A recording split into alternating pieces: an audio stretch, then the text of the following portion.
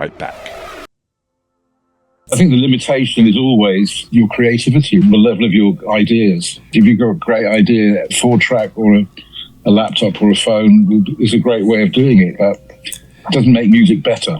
Unless you were there, it's almost impossible to comprehend how the punk movement of 76 and 77 swallowed the country whole. The wildfire ignited by London bands like the Sex Pistols, The Clash, Generation X and Susie and the Banshees reached far beyond the capital. In cities up and down the country, the flames of revolution were swept forward by a new wave of post-punk excitement that would revolutionize the next wave of sound. Inspired by the experimental pulse of bands like Kraftwerk, Can, Noi and Tangerine Dream, fueled by a rejection of prog rock's indulgent excess, a new generation of artists emerged who embraced a more futuristic agenda. The punk ethos of do-it-yourself wasn't just about 3 chords and a snare, it was about changing the world. Capitalizing on the rise of cheap technology, this inspired group of mavericks, from Fat Gadget to Throbbing Gristle, used makeshift instrumentation and living room recording studios to make music even more urgent and real. In episode 8, we meet someone who rode this spiraling energy and channeled it into a lifelong passion to help artists and musicians of every inclination survive, prosper, and thrive. I'm Richard Smith. I'm an art director, a filmmaker, and I'm your host. Welcome to Destroy. England, 1976. They are punk rockers. Disillusioned youth. Raw, outrageous, and crude.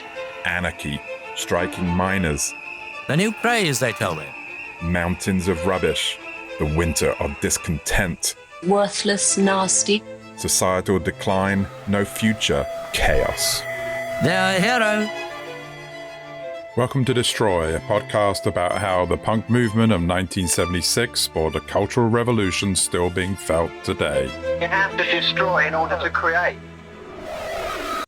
Destroy is produced by Be Right Back Studios, a full-service video and podcast production company that specializes in making music videos for up-and-coming bands and musicians. Visit berightbackstudios.com/destroy to learn more. If you're enjoying the show, visit our website, destroypunkpodcast.com, to learn more about every episode, including interview transcripts, show notes, music videos, curated playlists, and more. Thank you for listening.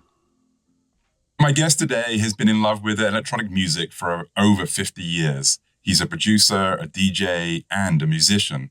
He's also the owner of one of the most successful independent record labels, which he started in 1978. He's also been responsible for cultivating the careers of so many notable bands and musicians, including Depeche Mode, Moby, Yazoo, Lieback, Fat Gadget, The Liars, and even his own as The Normal, Silicon Teens, and Sunroof. Please welcome to the show Mute Records founder, Daniel Miller. Daniel, amazing to chat with you today. Thank you for being on the show. My pleasure, Richard. Thank you for inviting me. You're welcome. So it's been a long time since we've spoken, and something I was really struck by recently was in the book you published, the visual history of Mute, your quote, "Electronic music was like punk." I kind of wanted to start there and understand that. I suppose my thing was the big saying at the time, I think it was Mark Perry who quoted it, was all you need to do is get a guitar and learn 3 chords. My thing was 3 chords are far too many, and you can just have one. You can have one finger on a keyboard and make an interesting sound, which I thought was more punk than being in a traditional rock band. I saw someone say something recently about the state of music today, something along the lines of you can record an album or whatever on a phone, you can just record it in your living room, in your bedroom, and they presented that as something new. But then I thought to myself, it always has been that accessible. Well, it hasn't always been that accessible. But at the time I was starting out, it became much more accessible. There were less expensive 4-track machines available. So yeah, my first record was recorded in the bedroom. I know other people like Robert Renthal, who I worked with later, his was done in maybe his bedroom, possibly his living room, but definitely at home. Same with Thomas Lear. Or people were, even if it wasn't literally at home, it was in improvised studios. They weren't in conventional recording studios. They might have been in a room in a warehouse somewhere, Romy Gristle, Cabaret Voltaire, Right. these people. None of them worked in conventional recording studios. So they were all done in a very DIY way. So yeah, that's what makes me smile really when people say, of course now it's even easier, but I think looking back to those days, if you look from today backwards to those days, you think, it was the limitations that really made the music. Right. But actually, having a 4-track machine where I could overdub was definitely not a limitation. It was a revelation. And looking back now, that obviously, when you're using a laptop or a phone, you've got endless number of tracks. And so I think the limitation is always your creativity, really, the level of your ideas. Your originality. If you've got a great idea, 4-track or a laptop or a phone is a great way of doing it. If you just enjoy making music for the sake of it, that's not particularly original, then it's the same thing, nothing wrong with that. But it doesn't make music better, is what I'm trying to say. You are one of, I think, maybe the last remaining champions of that spirit from the punk era in terms of bringing musicians along who really had something to say and championing that. And you've been incredibly successful at it too. I wouldn't say I'm the only person. I think there's still people like, Jeff Travis at Rough Trade. Right, sure. Or Lawrence at Domino or Warp. There's still a lot of people doing really good things. I definitely wouldn't want to think that I'm the only one, but hopefully I'm one of them. No, definitely. You just made me think of one of the artists on Mute is Lieback. They, to me, epitomize so much of that originality and unique way of looking at what music is and even the way they present themselves and so on. The ironicness, the kitsch, the satirical, this political undertones. And I was interested to understand your love more from a personal point of view. I mean, all the things you just said, really. I think they make people look at themselves in a way because, especially in some of their art, I really have a lot of respect for the guys in the band. Their humor is brilliant. I never have a better laugh than I have when I'm with them. They try to be controversial. Well, they are controversial in a good way. Right. The classic one for me is they used the John Hartfield collage of a swastika made out of axes. Okay. And John Hartfield was a socialist. Yeah, I remember him. And a lot of people said, oh, you must be Nazis because of that. They didn't understand. It questions people's perceptions about what you are. Right. And obviously it's an anti-Nazi symbol, clearly anti-Nazi symbol. Yet people who didn't understand it thought it was a Nazi symbol.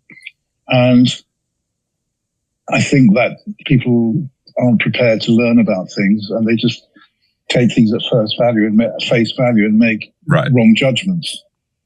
And I like that way of getting people to think in a certain way. So they grew up in a communist or socialist system, which they critiqued, but also on one hand, they critiqued it in a positive way, and on the other hand, they critiqued it in a very negative way, which is typical Lieback.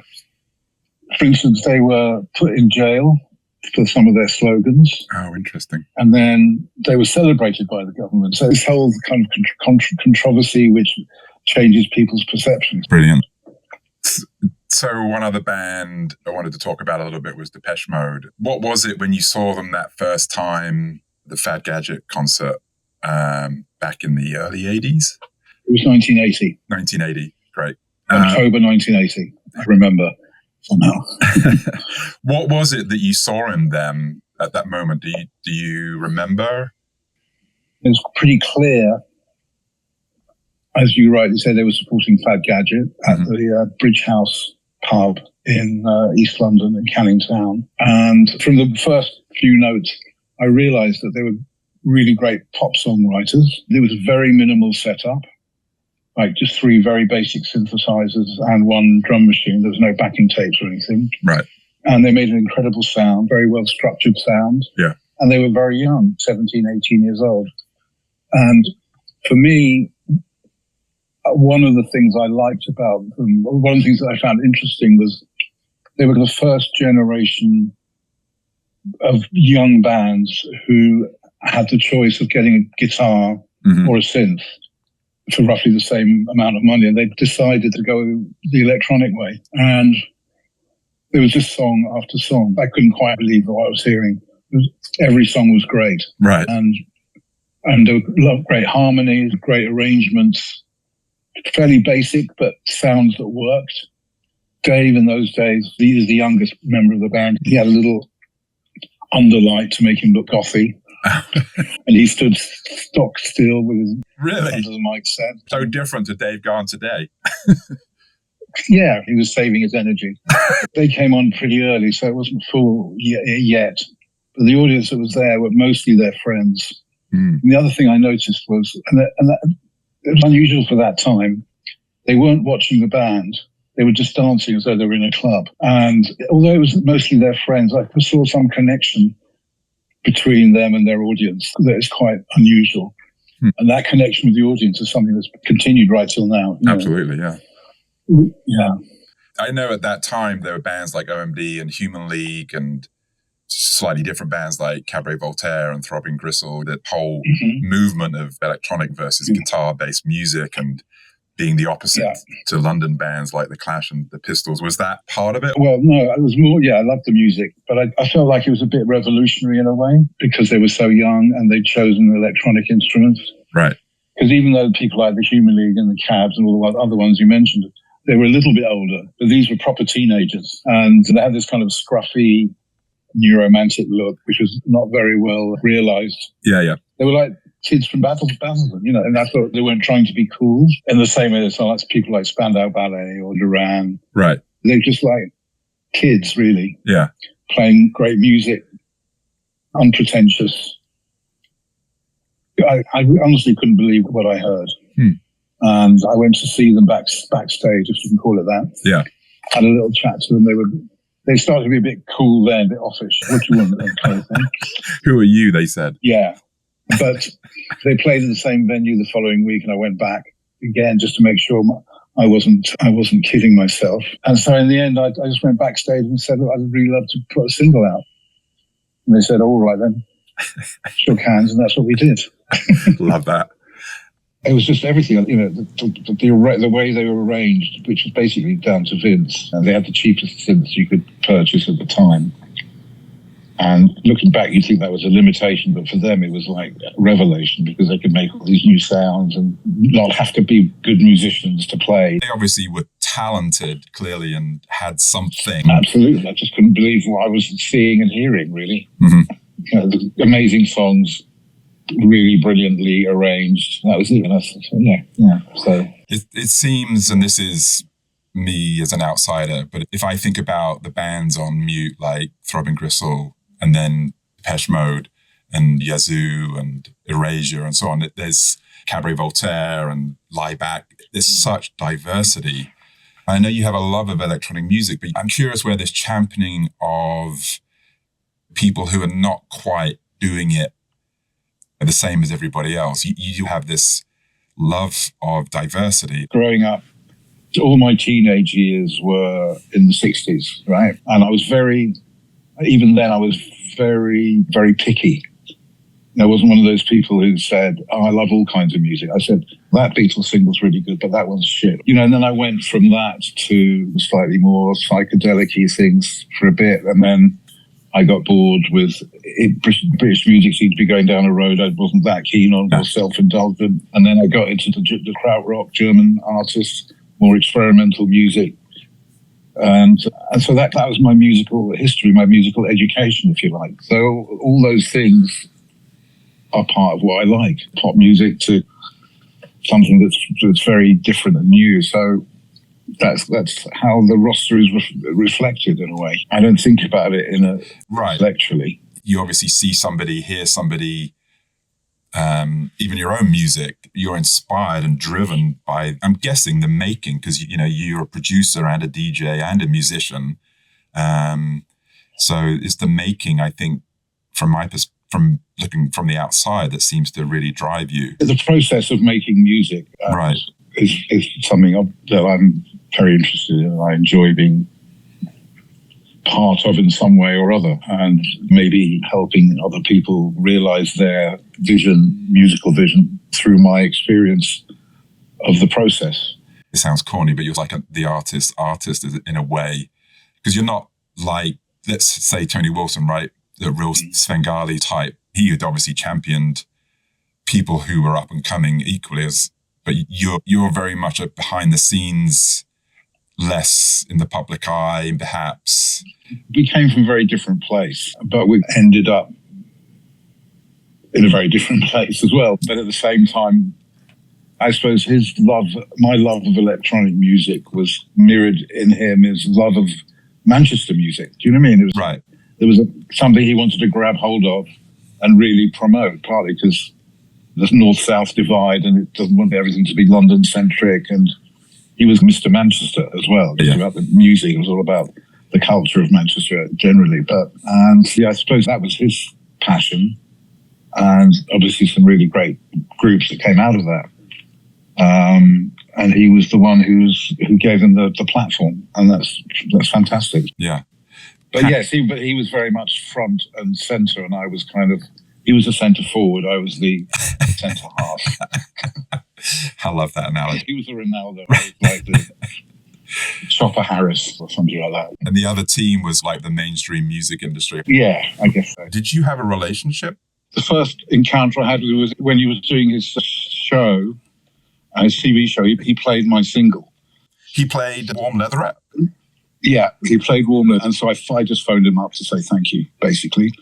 And then I met him, the first time I met him was when I was playing live with Robert Rental, who's another independent electronic artist. Yeah.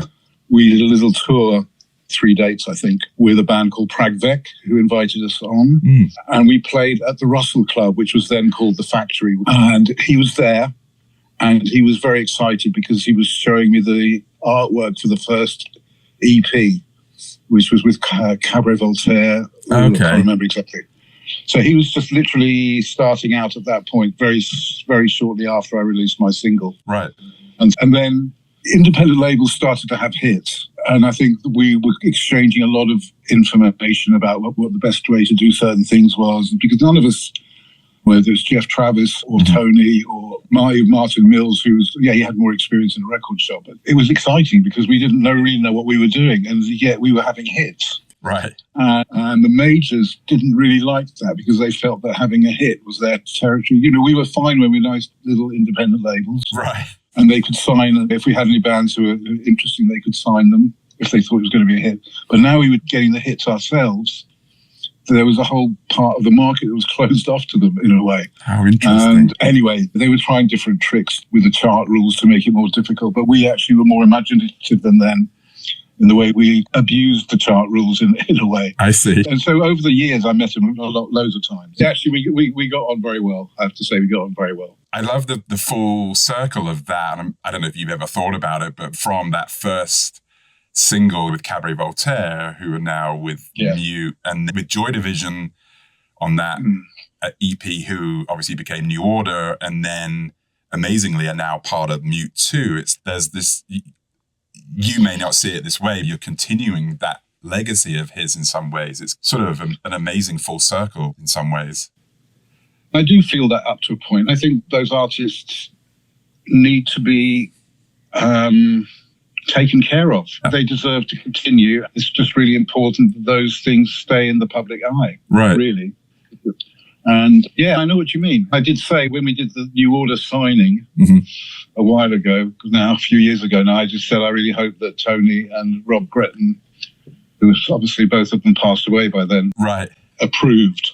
I don't know if it's true, but there was this quote I remember from Rob Gretton where he said, Tony Wilson is saying something like, why don't we sign to London Records? And Rob Gretton says, because of the name, right? Yeah, of course, yeah. So, Manchester Records, yeah. Right. Anyway. That's fair enough. I get that. Yeah, totally. That's very Rob Gretton. Well, it segues into something I was interested in was, you over the years, as you touched on it a little bit, was that you've given a lot of bands and artists the opportunity to find an audience for themselves and help them grow. And what I find amazing about that is that you don't always put success first, meaning you believe you've got to get something out there in order for people to pay attention to it. And I was interested, have there been any failures? Because it seems you've had a lot of Success is a sort of a big word to use in this context, but have there been instances where you're like, oh shit, we should have done that? There are different matrices for success, obviously. There's artistic, creative success, there's personal success, and there's a balance between all of them. For me, there's no point in having commercial success if you're not having creative success. It's like commercial success is obviously really important. We're in the music business, and we have to pay for recording time, and we have to pay for staff and things like that, overheads. So yeah, there has to be a certain level. But it's always the priority for me and my team, I suppose, because it drips down from me. Yeah. So without the artistic success, then nothing else ever happens for us as a label. So it's quite possible we make an amazing record with one of our artists, but it's not commercially successful. There have been a lot of things that have not been commercially successful. Again, it depends what you mean, what one would say is commercially successful. If you have an artist, I'm not going to name any names, sure, but say you have an artist who's doing like pure noise, okay? Commercial success would be if we sold 1,000 copies. And if you had a band who did pop music and only sold 1,000 copies, that would probably be a disappointment. So it's relative. It's relative. It's also relative to the costs. If somebody who's the noise artist can do everything in his home, in his bedroom at home or her bedroom at home, with a low cost, then it makes sense to sell 1,000 records. Right. But it doesn't make sense to sell 1,000 records if you're in a studio for 3 months that costs £1,000 a day. It's an interesting nuance because it, like you said, you're in the business, the music business, but your approach is very unique. You're very much a cultivator versus an administrator.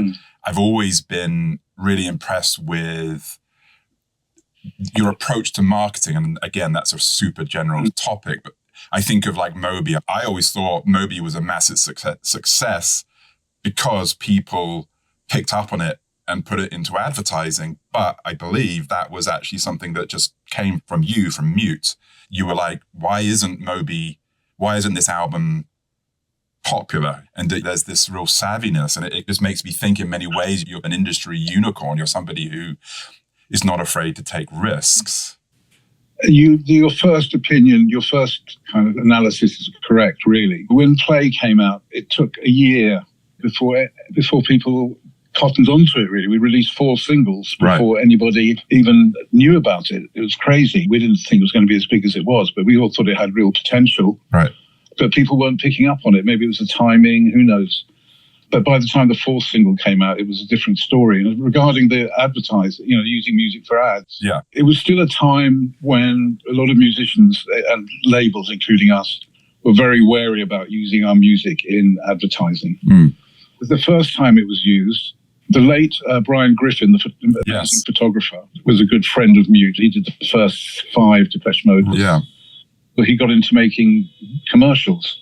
That's right, yeah. And he was a huge music fan. And he did a car ad, and he wanted to use another one of our artists for the music, which is Pansonic, who are very experimental electronic thing. We were very excited about that and used Pansonic. And the agency were okay with it, but he went to the head of the car company. He said no. And Brian had a copy of Play in his editing suite, so he put that on. He used Find My Baby for the ad, and I think that was the first use of the music. Right.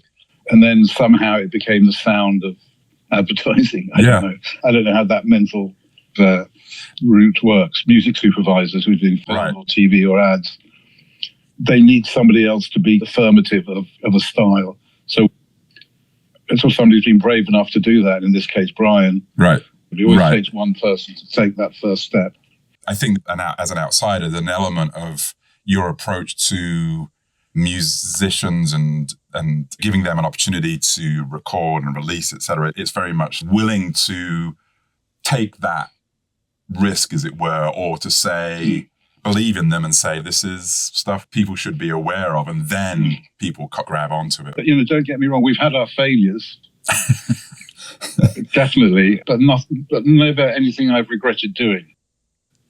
But you probably don't know about the failures. There were failures. You've never heard it. Right. Exactly. That's why they were failures, because they didn't. So going way back now, why did you want to start your own label? I know the way Mute came about, to a certain extent, is somewhat legendary. You recorded Warm Leatherette on a 4-track in your mum's house. Then Fad Gadget sent you a tape. And then you went to see Fad Gadget and Depeche Mode were playing. And then you started Mute Records. That's kind of the right order, not quite right. Okay. I mean, when I put out my first single, I had no intention of starting a record label. I just wanted to put out a single because it was the time of the DIY, just after punk. And I was always into music, and I was starting to get into making electronic music in my bedroom. And I thought, why not? Just put something out. Nobody's going to buy it. Doesn't really matter. And it actually turned out to be, in that world, that sort of alternative world, relatively successful, which kind of confused me. And I was starting to get demo tapes because I put my address on the sleeve. There was nothing that I particularly liked. And then I met Fad Gadget through a mutual friend. Really liked what he did. We got on very well. And so that was the beginning of Mute as a label when I started working with Frank. And then there were a number of other artists before Depeche. There was DAF, which was the first album on Mute, Decline and Unterbörsen, and did Robert Rentle's single, Silicon Teens, which is really my project. Yeah, and then I met Depeche, who was supporting Fad Gadget at the Bridge House in Canning Town. So that's just like a short version of your story, slightly different in order. So you...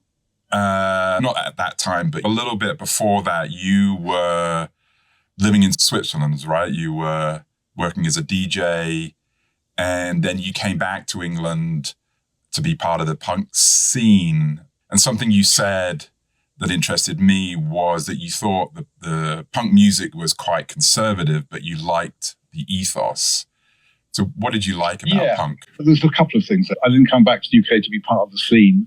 Okay. I was never part of any scene, really, at that point. Fair enough. But the job had finished in Switzerland around April.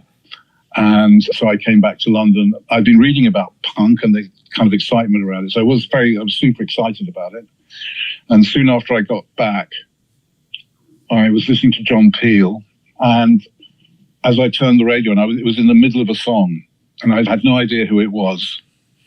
And I thought, God, this sounds great. It sounds like Noi a little bit. And then there was a place where normally there would be a solo. Okay. And there was no solo. Oh, this is amazing. What is this? And then turned out it was the Ramones. And that was my first kind of contact with punk rock. And I found that really, conventional instrumentally, but very unconventional in the form. And that Ramones album, so I went straight out and bought that album. I was in love with that record. And then the first English or British singles started coming out, The Pistols, The Damned. And it was an exciting time. You know, I was very bored anyway, but by that time I was very bored with most of the music that was coming out of the UK and America. And it became so self-indulgent, and this was the opposite of self-indulgent in a way. It was self-indulgent, but not self-indulgent. It's not self-indulgent musically. I just became very excited by the whole scene. And then the DIY thing really started, and there was a group called the Desperate Bicycles. And they did an article, I think it was in the Melody Makers, how to release your own single, basically. And I thought, this is pretty exciting. But by that time, punk, the music side of it, didn't really move. It went in different directions, basically. Either carried on as it was, which was boring, or it carried on to Public Image Limited, which was great. Right. And so it was diversifying. And it felt like people were really open to listen to new things for the first time forever, basically. And I'd always been into electronic music, and it inspired me to buy a synthesizer and a tape recorder, which, I mean, it's a very important kind of moment which didn't just affect me, but affected a lot of other people. Human League, right? OMD, Soft Cell. It was a moment in time which was like super exciting in terms of people's openness to music. It was a time when synthesizers became affordable for normal people. Before that, they were very expensive. And the Japanese synths were starting to come in, Korg and Roland especially. And they were coming on the second-hand market. So it was the beginning of post-punk electronic music, shall we say. The interest in it, the distribution method through independent distributors like Rough Trade, and you didn't have to go to a recording studio to make it. And so all that happened in a short space of time. So all those people, including me, were doing things I mean, I didn't know anybody at that time. I didn't know Cabaret Voltaire or Throbbing Gristle or Human League. I didn't know them. I didn't know that. I was just doing it off my own back, but everybody was doing a similar thing. And all inspired by similar musicians, especially German musicians like Can and Kraftwerk and Roy. And inspired by that, and then through the filter of punk. Hi there, sorry for the interruption, but if you're enjoying the show, please leave a review or a comment. For the latest news and updates, make sure to also follow us on Instagram at Destroy Punk Podcast. Thank you, and now back to the show. So, coming out of that, and I'm going to jump forward a little bit from there, which is, what is it about techno that you love? Because I know you still DJ? Occasionally, yeah. Occasionally, okay. But what is it about techno that you love? Is that a true statement? I love it because, first of all, most importantly, it's got to work on the dance floor, because if not, then it doesn't really work at all. Right. And so within that parameter, to make something that's original electronic music is quite hard. There's a lot of techno which isn't very good in every genre. But the really good one is where people have used the limitation of techno, or the strictures of techno, and used that in a very creative way with electronic music. So, you basically only ever have 2 or 3 things going at once, maybe 4 or 5 maximum going at once, sonically. And you have to make them all work together. And there are a lot of techno producers who are also into experimental music. So they're using the techno format to experiment with electronic music, which I think is really interesting. I actually don't really like the term electronic experimental music, but that's another question. One of the most experimental bands of the 70s was ABBA. Interesting, okay. The trouble with the term experimental music now means unlistenable, pretty much. But it's not about the output, it's about the input, the experimental input. Mm. And ABBA used a lot of very interesting techniques in the early 70s, recording techniques, to achieve their sound, like using different speeds of tape and backwards and all sorts of really interesting things. And all experimental in the sense that they were experiments. The definition of an experiment is it either fails or succeeds. If somebody said to me about Sunroof, the band project I had with Gareth, and I said experimental music, they would immediately think, oh, it's not very listenable. And it may not be very listenable, but that's not because it's experimental. It's because of the input that we put into it, not the output that comes out. That's all. It's just one of those words, let's say lazy words. Sure. Yeah, I love that. It makes a lot of sense. And I think it gets more to how music is made versus the labels and genres that things get thrown into. Yeah. Sometimes when I'm researching about a band or whatever, sometimes they get categorized in so many different categories. I'm like, which category actually are they? And then it becomes almost nonsensical to a certain extent. Yeah, I mean, there's the subgenre of the subgenre. Right. Techno now is God knows how many. I have no idea how many. To me, I know exactly what I mean by techno. I can't put it into words, but I know when I hear something, to me that's techno, and to me that's not techno. I know that pretty immediately, I don't know if you've ever thought about this, but where do you see the birth of techno coming from? Is it through bands like Can and Kraftwerk, John Cage, Cabaret Voltaire, OMD, all of the above? Or I don't know if it's something you've ever thought about. There's definitely techno artists or producers who are fans of that music. I think there's a bit of a lineage. Before there was techno, this is like going back a mist of time, there was EBM, electronic body music. Yep. People like Leatherette, Yep. DAF, Yep. Front 242, a lot of things like that. There's quite a few interesting documentaries about techno. There's like the Frankfurt School, who said they invented techno. Mm. Obviously Berlin, post-wall, techno. I think it's really hard to say, but you could in a way go back to I Feel Love. Yes. By Donna Summer. Sure, yeah. Giorgio Moroder. People like DAF, Night's Red, who use sequenced dance music, and Front 242. And it's hard to put your finger on it, who was the first techno artist. There's a lot of different versions. It was less about who was the first. It was more And I think you answered the question as probably a combination of things. There's so many different influences, coming together. House music probably came just a bit before techno. Right. And again, it was the availability of the tools to make it. That was the key thing. These people were not making records in big studios with very expensive equipment. They were either making them at home or in very cheap studio spaces. But that's a good question, to which I don't really have an answer. No, that's fine. You touched on Sunroof, which is a project you're doing right now. You just had an album out for Sunroof. Yeah. It's the fourth in a series? Third album is just about to come out, yeah. One of the things I love about doing this podcast is that it has taken me down many new avenues of music, and discovering Sunroof, it was revelationary. It's beautiful music. And something that occurred to me, though, was, you've worked with Gareth Jones for a long time. It must be hard to be objective about your own music. We don't think about it when we're making it. Right. I've worked with Gareth since the early 80s. We worked on 3 Depeche records together as producers. He's produced many mute artists after that, and he still is. Actually, just produced the last Jan Tiersen record. We're very guided by practical issues, right? Time being the main one. We're both busy people doing our day jobs, so there's very little time we can actually get together. Right. And when we do, we just patch our modulars and start playing, really. And then if we hear that something's good, we press record for 5 minutes and then carry on.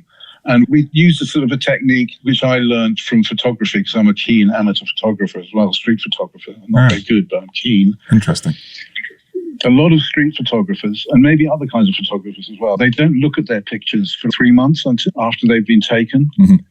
Because when you're taking a photograph or you're in the studio or whatever you're doing, there's a specific set of circumstances or feelings that relate to what you do. So you might have a headache that day if you're in the studio, or you felt great that day. And then if you try and judge the music, you're always using those feelings. And that's not very good if you really want to judge it. So we didn't listen to the music for months afterwards.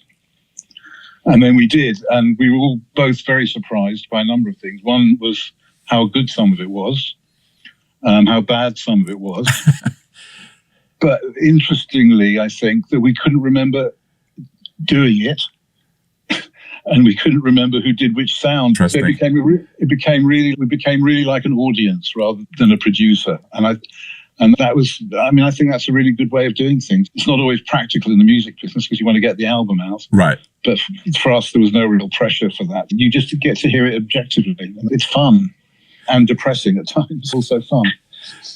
So you still DJ a little bit, and you're producing and making music and so on and so forth, and running a company. And we play live sometimes as well. I did see that. Which we enjoy very much. What motivates you? What drives you? Well, in general, you mean? Yeah. I'm lucky that I can do those different things, first of all. If I was just running the label, if I was just a musician or just whatever, a DJ, I think my interest would wane quite quickly. But because I can pick and choose a little bit what I do, obviously with the label, I have a lot of responsibilities, which I take seriously. And that's always the kind of priority. Right. But what motivates me, I don't know. I like music. I think I love music. But there's very little music that I love. Does that make sense? Yeah, 100%. There's a lot of music that I don't love. And that's always been the case, even when I was just like a teenager. I had a very small record collection, and I still haven't. People go, "Where's your record collection?" I said, "I don't really have a big record collection at all because I don't really not that interested in music that I don't love." From a Sunroof point of view, performing something live in front of an audience it's exciting, especially the kind of thing we're doing, which is very improvised. So you're never quite sure how it's going to work out. It's just exciting. Same with DJing, very different, but trying to see how you're relating to an audience musically, I think is exciting. So in terms of a label, right, trying to find something that's new or very original or very special, and working with the artist that makes that kind of music is really exciting, and watching that develop. Yeah. Artist development for me is really exciting, and we're not the kind of label that does a one-off single to see how it goes. We really commit to a long-term relationship. So that's exciting. That's really exciting. I read that you had a dislike for Britpop, and I wondered what you thought about the Oasis reunion. Britpop, it's not that I disliked it. I didn't like it, but it became ubiquitous at a certain point. And I think Oasis are really good as a band, really good songs. But there were so many so-called Britpop bands, and you couldn't get on the radio, you couldn't get into the press. It was all about Britpop. Blur were a really great band, but there was so much rubbish that kind of polluted, in my opinion, the media. It was a difficult time for us, and I don't really hate it. It's just that I hate the way that people pretty much excluded all other kinds of music at that point. I knew Noel Gallagher very well before Oasis because he was a roadie for Spiral Carpets. No way. I did not know that. And we always got on very well. And if I ever bump into him wherever, which is hardly ever, we always have a good chat. So I was very happy for him because he was very talented, even as I don't mean he was a talented roadie, but he played guitar and stuff. So that was good. Yeah. And the reunion is what I don't like the way they did the ticket pricing. Yeah. Yeah. The reunions, if people want to go and watch it, great. Right. People enjoy it, great. I don't have a problem with it. It's like the Stones. Sure. Rolling Stones, Carry On. I have seen the Stones live, but that was a very long time ago. I'm personally not that interested in seeing them anymore. I was a big fan back when I was a teenager. But if they want to do it and people want to see it, fantastic. It actually gets into something that I was interested to know what you thought, that these days platforms like Spotify and Apple Music are driving much of the music industry, and that I read a lot about how musicians struggle to make a name for themselves. Do you think that's true, or is it the same as it ever was, meaning it's always been hard for bands to make a name for themselves, to break through and so on? It's always been hard. It's very different. The way people listen to music now is completely different to how they listened to music when I was growing up, or even 10 years ago. And that can be quite difficult for an artist who makes a great album, but people are into one track and they're not really interested in the album. But in a sense, that used to be like that. You might have one hit off an album, a single that was on the album, and nobody would buy the album. There are always gatekeepers. There are a lot more ways of getting your music out there these days, incomparable to when I started. Right. But there's also a ton more music. So it evens itself out. I think a lot of the music is okay. Maybe 50% is just not very good, or it doesn't interest me. Right. 40% is okay, but not exceptional. And there's a tiny percentage at the top, which is exceptional. And that's always been the case. People can get all sentimental about the charts of the 60s and 70s. But if you look, there's tons of crap, frankly, in the charts in those days. I think that there's positive things about Spotify and Apple Music. I think the fact that your music will be up there, not forever, there's no forever, but long after it would be available in a conventional record shop. Right. Okay. And I think that's great. And for some people, over time, you can make some money as an artist like that. You might not have a huge record, but over time, that builds up. For 5 years, for instance, it starts to build up, possibly. So I think that's the positive thing. Your music as a musician is out there for many years to come. You get paid very little play. Right. But sometimes people, if they like the record, if they like the song, yeah, and they play it a lot, then you might get a bit of money. And if you're like Ed Sheeran or somebody like that, you make a fortune. Right. More than you would ever have made by selling records. There are a lot of nuances in that. It's that very misunderstood English expression, swings and roundabouts. It's swings and roundabouts. It's comparing apples with oranges. It's some of those kind of things. You've been developing a limited edition build-it-yourself mute synth, which seems really exciting. You seem excited about that from what I've read, and I'm curious, do you see that as blossoming into something where Mute Records is making synthesizers? No, not really. We made 3 of the mute synths. I think it was 3, quite a few years ago now. But they were standalone machines, really. But then, because I'm very into modular synths, I started to get to know some of the manufacturers. And there's a great company called Future Sound Systems, based in Bristol. And we did a couple of modules together. We never built anything ourselves, but those modules were basically what I thought would be useful. Mm-hmm. I'd like to do more of that, actually, but it's time and there are so many great modules out there. There's thousands of really good modules. I don't know what I could come up with that would really be an improvement on something that's already there. There's so many great modules out there at the moment. It's so tangential to the music industry, but at the same time, it's so integral. But it's a little bit, and this is a strange analogy maybe, but Apple making a car is, oh wow, that would be really cool kind of thing, because they have so much experience in terms of making amazing things. And so with Mute Records, Mute making synth is, oh, that would be an amazing synth. That's super kind of pedestrian maybe way to look at it. But it makes me think about AI, and I don't know how that is impacting, how you feel that's impacting music in a good or bad way, if it's something you even think about. I do think about it a bit. I think it swings and roundabouts. AI in terms of, say, music software is fantastic what AI can do. It really takes it to another level. But I heard a track.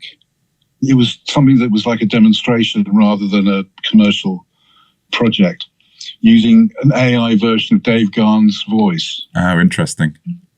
On a track that was designed to sound like Depeche Mode. Interesting. The voice was sadly pretty close. You could tell the difference, but it was close. The track wasn't nowhere near as good as a Depeche Mode track. Now that's something that obviously that's really on everybody's radar. Of course. Voiceover actor or whatever, broadcaster, a musician, say, okay, I want a track that sounds like the Beatles, and then you get something that sounds like the Beatles. Right. Maybe it's not the Beatles. So there's all those kind of things about copyright and who owns. Do you own your own voice? And it's complicated, and I don't really want to get into the weeds of that because that's right. I just want to respond to it. Really, there's not much I can do about it. Yeah, of course. Yes, but there are definitely positives about AI in the production of music rather than the composing of music. And maybe in the composing of music for certain kinds of things, I have no idea. Going back to punk, in your opinion, do you feel that punk was the last cultural revolution? I don't think punk was the last. I think dance music is huge, and that really came after punk, late 80s until now. It's huge, which I think is incredible. Of course, now that the diversification of music through streaming, it makes it less easy for one particular genre to be predominant. Mm-hmm. Okay, so the answer to your question is I have no idea.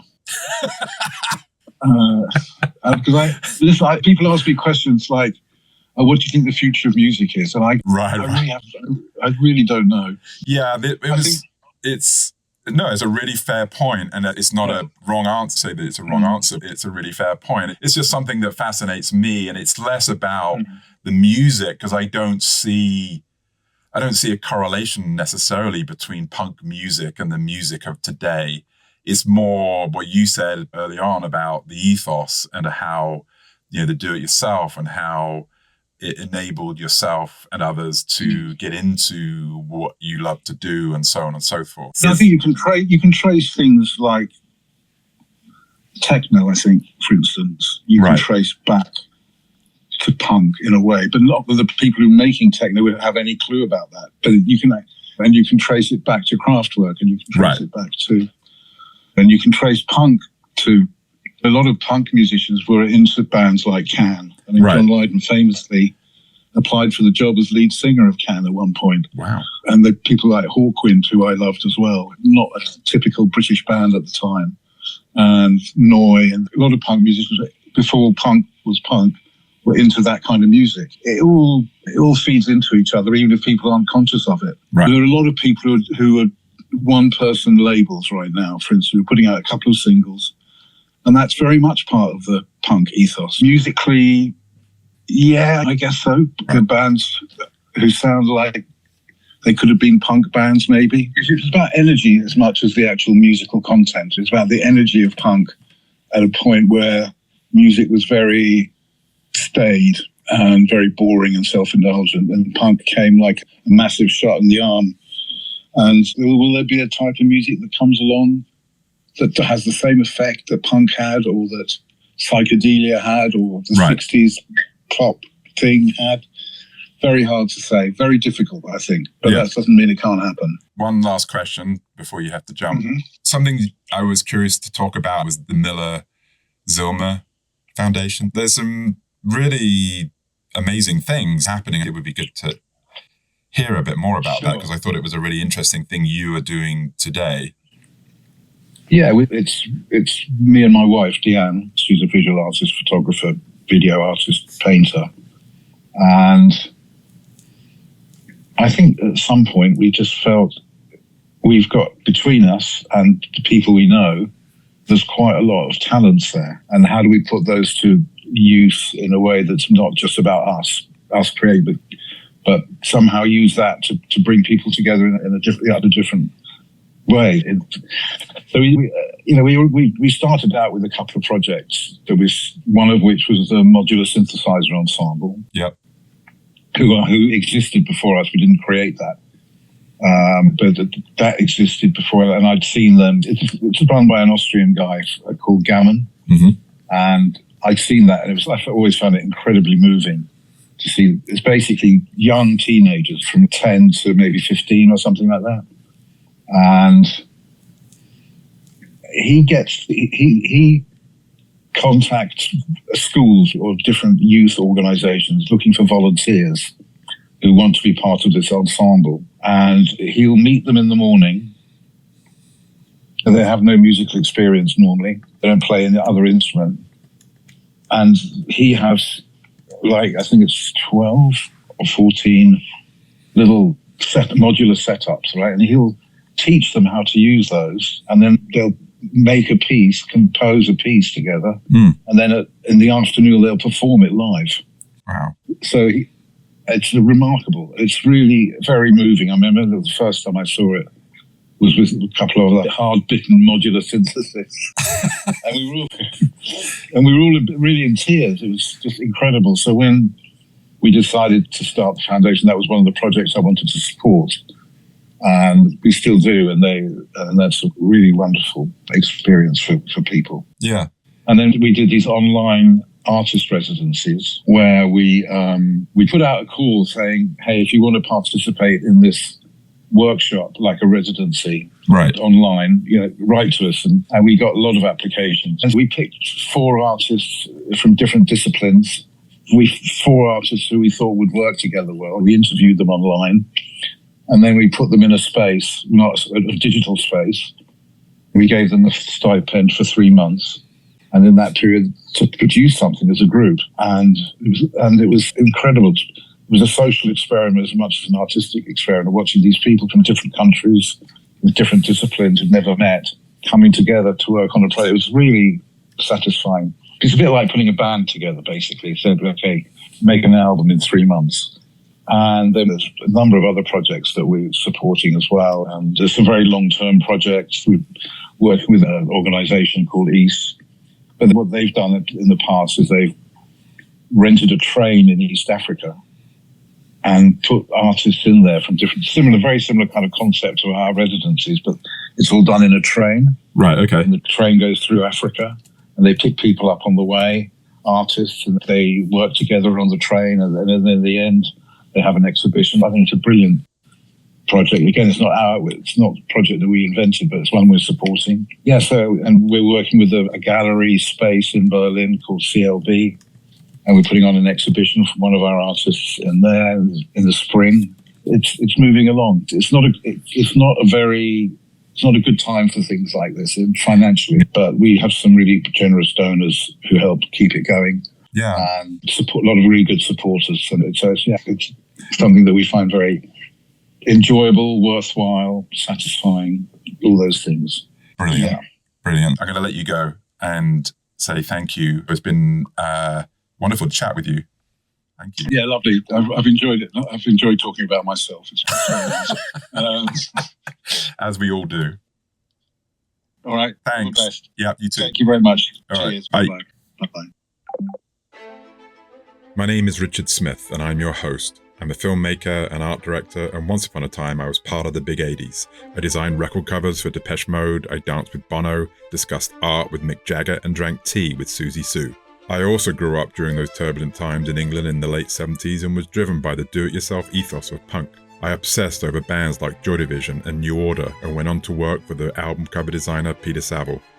I believe that year, that moment in 1976, when a bunch of foul-mouthed yobs cursed and swore on national television, changed the future of culture forever, and is what brought us to where we are today. So where do we go from here? Will emerging new technologies be the catalyst that tears down the walls of mediocrity, throwing culture and society into chaos and revolution again? We'll have to wait and see. This has been another episode of Destroy. Thank you for listening. Destroy is a Be Right Back Studios production. Learn more at BeRightBackStudios.com. And please tune in again for another episode of Destroy, the Influence of Punk podcast, wherever you listen or download. Be right back.